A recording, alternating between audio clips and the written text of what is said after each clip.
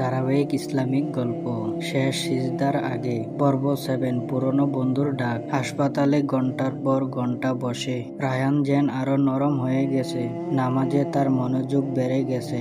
দোয়া করার সময় কান্না আসে, কিন্তু পরিবর্তনের পথে একটা জিনিস সবসময় ফিরে আসে, সেটা হলো পুরনো বন্ধুত্ব।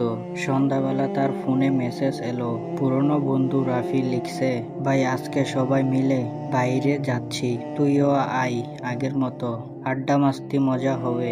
এই কথা শুনে রায়হানের মনটা কেমন লাগতেছে। এই বন্ধুদের সাথে সে আগে রাত করে ঘুরতো, নামাজ মিস করত, অযথা সময় নষ্ট করত। সে কয়েক সেকেন্ড স্ক্রিনের দিকে তাকিয়ে রইল।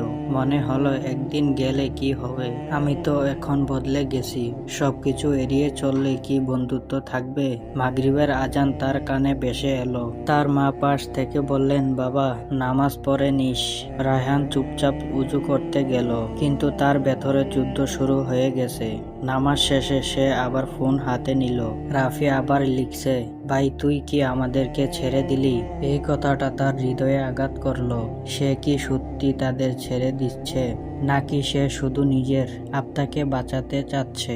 হঠাৎ সে মনে করলো হাসপাতালের সেই রাত, তার বাবার অসুস্থতা আর মায়ের দোয়া।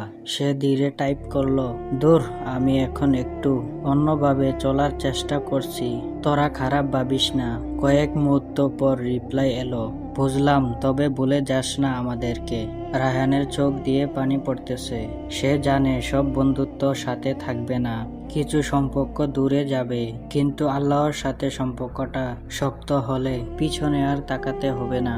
কিন্তু সামনে যে ঘটনাটা আসতেছে, সেটা তাকে আবারও কঠিন সিদ্ধান্তের সামনে দাঁড় করবে।